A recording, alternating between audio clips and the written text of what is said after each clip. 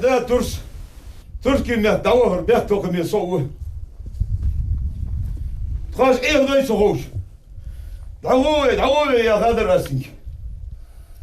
Лерт заву ваш я все контир валаш. Калой, Заруга, Айтемир, Батази и многие другие известные персонажи знаменитого романа «Из тьмы веков» вновь оживают перед зрителями, но вместо театральных подмостков местом действия служит горная природа Джейрасского района, где описана сюжетная линия книги. Здесь Калой в исполнении заслуженного артиста республики Рахмана Бекова хочет украсть Зару, засватанную за Чеборза.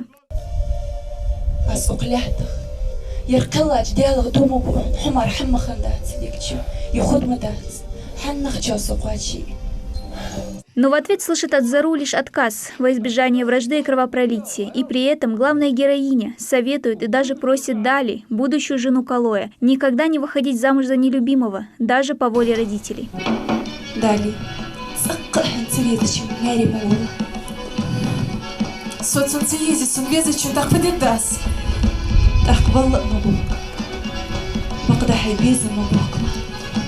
Алчность собственной матери, бездействие отца, толкнувшие девушку на нежеланное замужество, разбитое сердце благородного юноши. Здесь на склонах гор невольно веришь, что это не просто сюжет книги, а реальная история неудачной любви.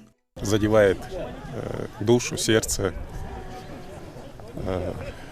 И смотришь, понимаешь, что да, это действительно происходило здесь, и таких ситуаций, наверное, возникало много.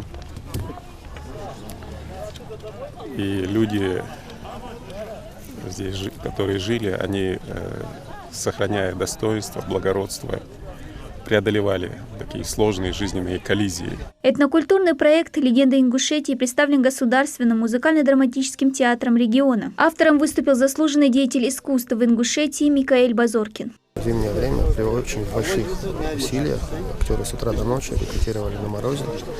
Это очень непросто удалось, но не напрасно все было. Но хотелось бы в будущем году уже на летней фактуре пойти начиная с фурток, например, да, и, конечно, согласовывая с родами, которые оттуда вышли, и вот вверх по Гу подняться и так далее, по всем родовым замкам. Театрализованный проект состоит из 5 постановок. Каждая из них затрагивает прошлое нашего народа. В день открытия, 30 ноября, театралов порадовали спектаклями «Утик Малсак» и «Эгигаст» на башенном комплексе Бейни. Третья постановка «Любовь Калоя» прошла в башне Куштовых. Следом за ним «Паспорт», где затронут один из самых трагичных моментов в нашей истории – депортация ингушей на долгих 13 лет в Казахстан и Среднюю Азию. Вслед за первым, увозящим наш народ эшелоном, солярный знак, колесо нашей жизни повернулось вспять. Как и 4 другие постановки, последняя из списка «Млечный путь» уносит зрителей в наше прошлое.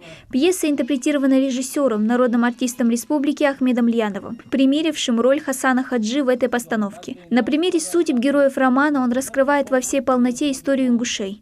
На первый план режиссер ставит особенности жизни и быта, придавая спектаклю своеобразный национальный колорит. Приходится что-то подворовывать, какие-то сцены уплотнять или сокращать, для того, чтобы зрителю было удобно смотреть с одной точки, чтобы он мог обхватить разные места действия. Но с другой стороны очень интересно, потому что это эмоционально другой настрой.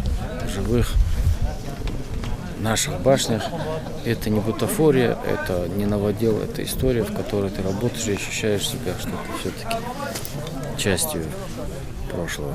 Большое отличие, то, что происходит здесь, это просто не передать словами, ты переносишься в то время просто.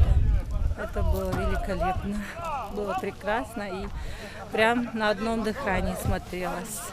Проект представлен в рамках Года театра в России. Он, как надеется автор, продолжится и дальше. В планах у Микаэля Базоркина преобразовать его в этнокультурный фестиваль, на который будут приглашать и другие регионы Северного Кавказа. Дана Плиева, Магомед Майсигов, Новости 24.